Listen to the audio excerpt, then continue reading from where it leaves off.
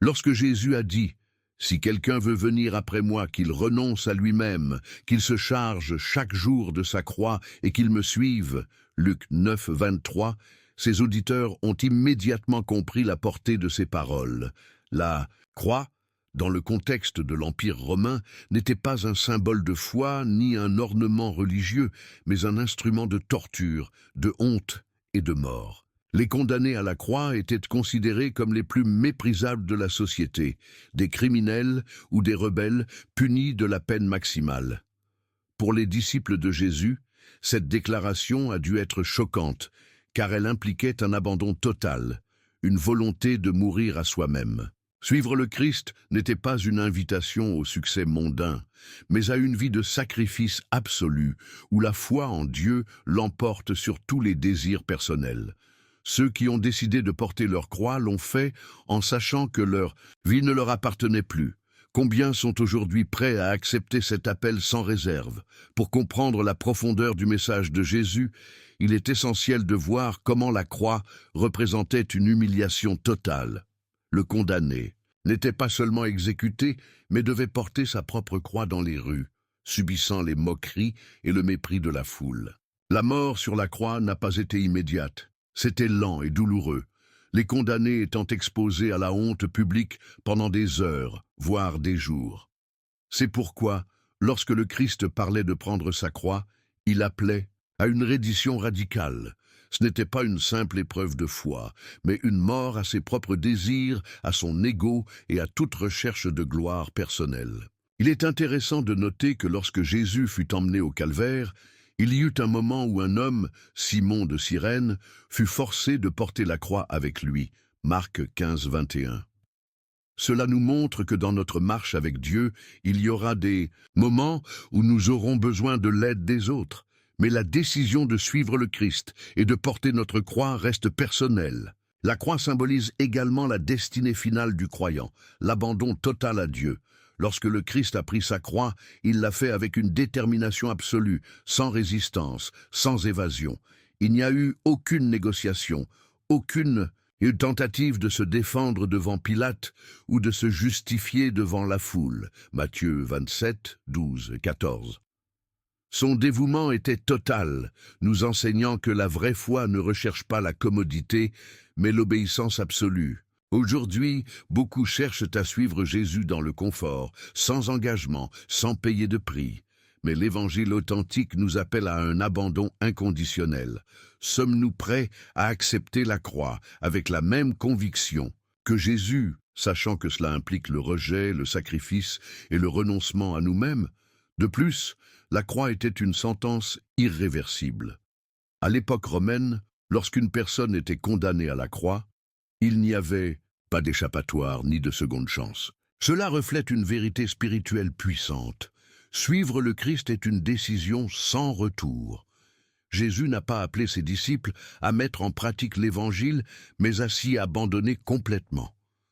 Dans Galates 2, 20, Paul le dit clairement « J'ai été crucifié avec Christ.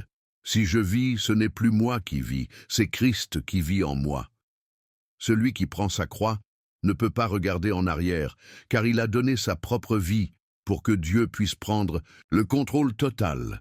Aujourd'hui, beaucoup veulent marcher avec Jésus sans laisser le passé derrière eux, sans abandonner l'ancienne vie. Mais la croix ne permet pas une double fidélité. Soit nous suivons le Christ complètement, soit nous restons liés à notre ancienne nature. Et voici la chose la plus choquante. La croix, le plus grand symbole de la mort, est devenue le plus grand symbole de la vie. Bien qu'à l'époque de Jésus, elle ait été synonyme de condamnation, d'humiliation et de souffrance, Dieu l'a transformée en chemin de rédemption. Ce qui était un signe de défaite est devenu la plus grande victoire spirituelle. Jésus n'a pas seulement porté la croix physique, mais aussi le fardeau de nos péchés. Et ce faisant, il nous a montré le véritable chemin vers le salut. Son sacrifice sur la croix nous a non seulement purifiés du péché, mais nous a laissé un modèle à suivre. La question est, sommes-nous prêts à prendre notre croix chaque jour et à le suivre sans réserve? Suivre Jésus n'est pas seulement une question de croyance, mais une priorité absolue. Dans Matthieu 10, 37, 38, Jésus dit sans détour, « Celui qui aime son père ou sa mère plus que moi n'est pas digne de moi. Et celui qui aime son fils ou sa fille plus que moi n'est pas digne de moi. Et celui qui ne prend pas sa croix et ne me suit pas n'est pas digne de moi. » Des mots directs, sans place pour des interprétations douces. Le Christ exige d'être le centre de la vie du croyant, au-dessus de la famille, des projets personnels ou de tout attachement émotionnel. Cela ne signifie pas que nous devons mépriser nos proches, mais que notre engagement envers Dieu doit être au-dessus de tous les autres. Et c'est ce qui rend l'Évangile si stimulant. Il exige un véritable renoncement. Il ne s'agit pas seulement de paroles, mais de décisions quotidiennes qui montrent que Jésus est vraiment le Seigneur de nos vies. Le meilleur exemple de ce dévouement total se trouve dans l'histoire d'Abraham et d'Isaac, Genèse 22. Dieu a demandé à Abraham de faire quelque chose d'impensable, sacrifier son propre fils, le fils de la promesse. Comment un parent peut-il même envisager cela ? Mais Abraham obéit sans hésitation, démontrant que sa foi ne dépendait pas de bénédiction, mais d'une confiance absolue en Dieu. Au moment où il s'apprêtait à accomplir le sacrifice, Dieu l'arrêta et lui donna un bélier à la place d'Isaac. Cet événement a non seulement révélé la foi d'Abraham, mais il nous enseigne que Dieu teste nos cœurs pour voir si nous sommes vraiment prêts à lui donner tout ce que nous avons. Et qu'est-ce qui est le plus difficile à abandonner pour nous? Cela peut être une relation, un rêve, un style de vie. La croix nous appelle à abandonner même ce que nous aimons le plus, en ayant confiance que Dieu a le contrôle.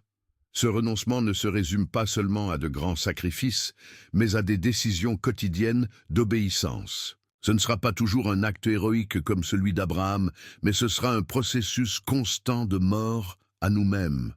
C'est dire non à la tentation quand personne ne regarde, c'est choisir la vérité quand mentir semble plus facile, c'est garder la foi quand tout semble aller à son encontre. Et c'est là que beaucoup échouent. Ils veulent l'Évangile, mais sans renoncement. Ils veulent Jésus, mais sans la croix. Mais c'est impossible. Jésus a clairement indiqué qu'on ne peut pas servir deux maîtres. Matthieu 6, 24. Soit nous vivons pour Dieu, soit nous vivons pour nous-mêmes. Il n'y a pas de juste milieu. Et nous ne pouvons pas oublier que la croix n'est pas seulement un symbole de sacrifice, mais aussi de confiance en Dieu. Parfois, renoncer à quelque chose semble être une perte, mais avec Dieu, chaque renoncement a une récompense. Jésus a dit dans Marc 10, 29, 30, « Quiconque a quitté à cause de moi et de l'Évangile, maison, frères, sœurs, père, mère, enfants ou champs, recevra le centuple maintenant dans ce siècle et dans le monde à venir, la vie éternelle. » Cela ne signifie pas que Dieu nous donnera des richesses matérielles pour tous ceux à quoi nous renoncerons, mais que notre récompense sera bien plus grande que ce que nous pouvons imaginer. Chaque renoncement fait pour l'amour du Christ est une semence pour une moisson éternelle. Prendre sa croix, ce n'est donc pas seulement accepter la souffrance, mais comprendre que l'obéissance à Dieu nous conduit toujours à la victoire. Cela semble difficile, et ça l'est. Mais le Christ nous a déjà montré la voie. Il a renoncé à sa gloire, s'est humilié lui-même, s'est rendu obéissant jusqu'à la mort et a été élevé au-dessus de tout nom. Philippiens 2, 8, 9. C'est l'exemple que nous devons suivre. Il ne s'agit pas de rechercher une vie confortable, mais une vie de dévouement total. La question est, sommes-nous vraiment prêts à mettre Dieu au-dessus de tout? Jésus n'a jamais promis à ses disciples une vie facile. Au contraire, il a clairement averti, « S'ils m'ont persécuté, ils vous persécuteront aussi. » Jean 15, 20. Dès le début, la croix a été liée à la persécution. Suivre le Christ, c'est accepter l'opposition du monde, car le système de ce monde est en rébellion contre Dieu. Jésus lui-même a été confronté à la plus grande injustice de l'histoire. Il a été crucifié alors qu'il était complètement innocent. Et tout comme il a été rejeté, tous ceux qui choisissent de prendre leur croix et de le suivre connaîtront également le rejet. Il n'y a pas d'évangile sans persécution, car la vérité de Dieu dérange un monde qui aime les ténèbres plus que la lumière. Jean 3, 19. Les premiers chrétiens l'avaient bien compris. Pierre a été crucifié la tête en bas, Paul a été décapité, Étienne a été lapidé à mort. Et non seulement eux, mais des milliers de croyants de l'Église primitive ont été emprisonnés, torturés et tués pour leur foi. Parce que le message de la croix confronte le péché et l'orgueil humain. Lorsqu'une personne décide de vivre selon la vérité de Dieu, elle devient une menace pour un monde qui veut suivre sa propre voie. C'est pourquoi, lorsqu'un chrétien est persécuté, il ne doit pas le considérer comme une punition, mais comme une confirmation qu'il est sur le bon chemin. La persécution n'est pas un signe d'échec, mais une marque de fidélité au Christ. Aujourd'hui, la persécution des chrétiens reste une réalité. Dans de nombreux pays, les croyants sont encore arrêtés, expulsés de leur maison et même tués à cause de leur foi en Jésus. Cependant, la persécution ne vient pas toujours de gouvernements ou de lois injustes. Parfois, cela vient des amis, de la famille ou des collègues. Il suffit qu'une personne décide de vivre selon la Bible pour qu'elle commence à ressentir le rejet. Vous pouvez être ridiculisé, exclu ou attaqué verbalement simplement parce que vous défendez votre foi. Et dans ces moments-là, il est facile de se décourager et de se demander « Est-ce que suivre le Christ en vaut la peine si je dois souffrir pour cela ?» Mais Jésus nous a laissé une promesse. Heureux ceux qui sont persécutés pour la justice, car le royaume des cieux est à eux. Matthieu 5, 10. Il est important de se rappeler que Dieu ne permet pas la persécution sans but. À l'époque de l'Église primitive, la persécution a permis à l'Évangile de se propager plus rapidement. Lorsque les croyants furent expulsés de Jérusalem, ils apportèrent la parole de Dieu dans d'autres villes et pays. Dieu utilise la souffrance pour renforcer notre foi, pour séparer ceux qui sont vraiment fidèles de ceux qui ne recherchent que le réconfort. Dans 2 Timothée 3,12, Paul prévient « Et tous ceux qui veulent vivre pieusement en Jésus-Christ seront persécutés. » Si nous ne rencontrons jamais de résistance à cause de notre foi, c'est peut-être parce que nous ne vivons pas radicalement pour Dieu. Un christianisme sans opposition est un christianisme sans impact. C'est pourquoi, lorsque nous prenons notre croix, nous devons être prêts à affronter l'opposition. Le monde n'applaudira pas notre fidélité à Dieu, mais le ciel le fera. Jésus nous a laissé une puissante espérance. Dans le « un monde, vous aurez des tribulations. Mais prenez courage, j'ai vaincu le monde. » Jean 16, 33. Cela signifie que la persécution n'a pas le dernier mot. Le Christ a déjà vaincu et promis une récompense éternelle à ceux qui restent fidèles. Le dernier jour, ceux qui ont souffert pour son nom seront honorés devant toute la création. La question est donc, sommes-nous prêts à payer le prix pour suivre le Christ, quel qu'en soit le prix? Suivre le Christ n'est pas seulement une question de croyance ou de parole, mais de véritable transformation. L'apôtre Paul l'exprime avec force dans Galates 2,20. « J'ai été crucifié avec Christ. Ce n'est plus moi qui vis, c'est Christ qui vit en moi. » La croix n'est pas seulement un symbole de salut, mais aussi un appel à mourir au péché chaque jour. Jésus n'a pas seulement vaincu le péché sur la croix, mais il nous a appelés à crucifier notre nature pécheresse avec lui. Cela signifie que prendre sa croix n'est pas un événement ponctuel, mais un combat permanent. Chaque jour, le croyant est confronté à une bataille intérieure. Sa vieille nature veut reprendre le contrôle, mais le Saint-Esprit l'appelle à vivre dans la sainteté. La lutte contre le péché ne consiste pas seulement à éviter les mauvaises actions, mais à opérer une profonde transformation du cœur. Jésus n'est pas venu seulement pour purifier nos défauts extérieurs, mais pour changer notre nature de l'intérieur. Paul l'explique dans Romains 6,6, « Notre vieil homme a été crucifié avec lui afin que le corps du péché soit détruit pour que nous ne soyons plus esclaves du péché. » Le péché ne devrait pas gouverner un enfant de Dieu. Cependant, beaucoup croient qu'il suffit d'accepter le Christ et de continuer avec leurs anciennes habitudes.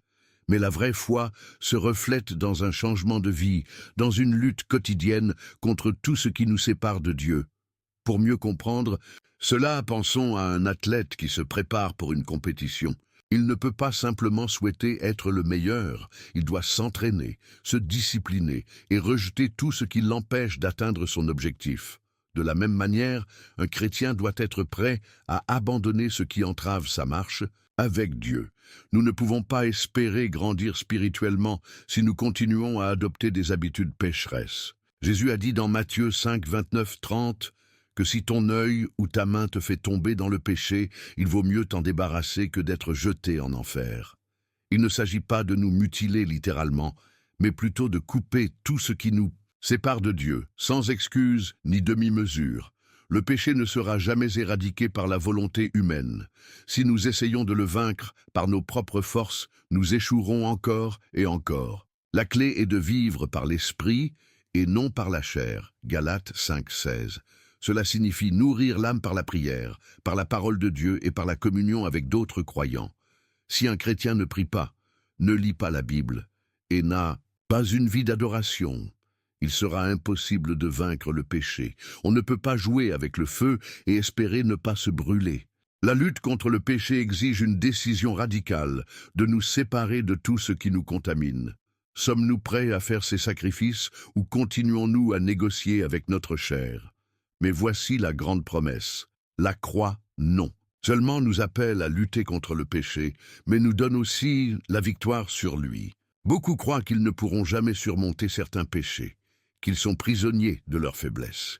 Mais Jésus a dit dans Jean 8, 36, « Si le Fils vous libère, vous serez véritablement libre. » La croix n'est pas seulement un fardeau, c'est une porte vers la liberté. Nous ne sommes pas seuls dans cette bataille. Dieu nous a donné le Saint-Esprit comme une aide constante. Il ne s'agit pas de vivre dans la peur du péché, mais plutôt de vivre avec confiance dans la grâce transformatrice de Dieu. La question est donc, allons-nous continuer à porter les péchés que Christ a déjà crucifiés sur la croix? Pour le monde, la croix était un signe de défaite, la fin de l'histoire d'un homme qui se faisait appeler le Fils de Dieu. Mais pour ceux d'entre nous qui croient, la croix est la plus grande victoire de tous les temps. La Bible le dit clairement dans 1 Corinthiens 1, 18. La prédication de la croix est une folie pour ceux qui périssent, mais pour nous qui sommes sauvés, elle est une puissance de Dieu. Ce qui semblait être l'échec de Jésus était, en fait, son plus grand triomphe. C'est sur la croix que le péché a été vaincu, que la mort a perdu son empire et que Satan a été vaincu pour toujours. Et le plus frappant, c'est que le Christ n'a pas seulement remporté cette victoire pour lui-même, mais il l'a partagée avec nous. Par la croix, nous sommes plus que vainqueurs. Au moment où Jésus a dit « Tout est accompli », Jean 19, 30, le destin de l'humanité a changé pour toujours. La dette du péché a été payée, la barrière qui séparait l'homme de Dieu a été détruite et l'ennemi est resté impuissant sur ceux qui croient. Beaucoup pensent que la victoire en Christ signifie une vie sans problème, sans lutte, sans difficulté. Mais la véritable victoire n'est pas l'absence de bataille, mais la certitude que nous avons déjà gagné en Christ. C'est pourquoi Romains 8, 37 déclare « Dans toutes ces choses, nous sommes plus que vainqueurs par celui qui nous a aimés. » Quelle que soit l'ampleur du problème, quelle que soit l'intensité de l'épreuve, la croix nous garantit déjà la victoire finale. Mais comment vivre cette victoire? De nombreux chrétiens continuent de marcher dans la peur, la culpabilité et un sentiment de défaite. C'est parce qu'ils n'ont pas encore compris que la croix nous a donné accès à l'autorité de Dieu. Jésus n'a pas seulement gagné, mais il nous a délégué son pouvoir. Dans Luc 10, 19, il dit « Je vous ai donné le pouvoir de marcher sur les serpents et les scorpions et sur toute la puissance de l'ennemi, et rien ne pourra vous faire de mal. » Cela signifie que nous ne devons pas vivre comme des victimes, mais comme des enfants d'un roi qui a déjà gagné la guerre. L'ennemi n'a de pouvoir que sur ceux qui ne connaissent pas leur identité en Christ. De plus, la victoire de la croix nous assure quelque chose que le monde ne peut pas donner, la vie éternelle. Jésus n'a pas seulement vaincu sur une croix, mais il a vaincu la mort en ressuscitant le troisième jour. Sa résurrection est la preuve ultime que la mort n'a pas le dernier mot. Dans 1 Corinthiens 15, 55, Paul proclame joyeusement « Ô mort, où est ton aiguillon? Au séjour des morts, où est ta victoire? Si nous sommes en Christ, la mort n'est pas la fin, mais le début de la vraie vie. C'est le plus grand triomphe de la croix, la garantie que nous serons avec Dieu pour l'éternité. Alors, chaque fois que vous voyez une croix, rappelez-vous, ce n'est pas un symbole de défaite, mais de puissance. Ce n'est pas un fardeau, mais une proclamation de victoire. Jésus a déjà gagné, et si nous demeurons en lui, nous gagnerons aussi. La question est donc, vivons-nous comme des personnes libérées, ou sommes-nous encore enchaînés à un ennemi déjà vaincu? Suivre le Christ n'a jamais été une invitation au confort, mais un appel à l'abandon total. Prendre sa croix n'est pas une option, c'est l'essence de l'Évangile.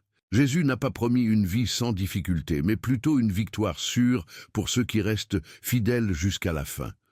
Chaque renoncement, chaque épreuve, chaque persécution est une occasion de démontrer que notre foi n'est pas superficielle, mais une conviction inébranlable. Et même si le monde voit la croix comme un symbole de souffrance, nous la voyons comme la preuve du plus grand amour jamais manifesté. La question est claire. Sommes-nous prêts à prendre notre croix et à suivre le Christ sans réserve? Il ne s'agit pas seulement d'aller à l'église ou de dire que nous croyons, mais de vivre comme il a vécu, de mourir à nous-mêmes et de nous abandonner complètement à Dieu. Nous ne pouvons pas suivre le Christ avec un pied dans le monde et l'autre dans la foi. La croix exige tout de nous. Mais voici la bonne nouvelle. Celui qui perd sa vie pour Christ la retrouvera. Matthieu 16, 25. Maintenant, je voudrais savoir, est-ce que vous pensez de vous? Que signifie pour vous prendre votre croix chaque jour? Avez-vous déjà vécu la lutte entre votre volonté et l'obéissance à Dieu? Partagez votre expérience dans les commentaires, je veux vous lire et prier pour votre vie. Si ce message a parlé à votre cœur, n'oubliez pas de vous abonner à la chaîne et d'activer les notifications. De cette façon, vous ne manquerez rien du contenu à venir qui vous aidera à approfondir votre foi. Et avant de partir, regardez la vidéo à l'écran, où vous découvrirez une autre vérité biblique qui peut transformer votre relation avec Dieu. Que le Seigneur vous bénisse et vous fortifie sur ce chemin. On se retrouve dans la prochaine vidéo. Je suis Marco, à bientôt.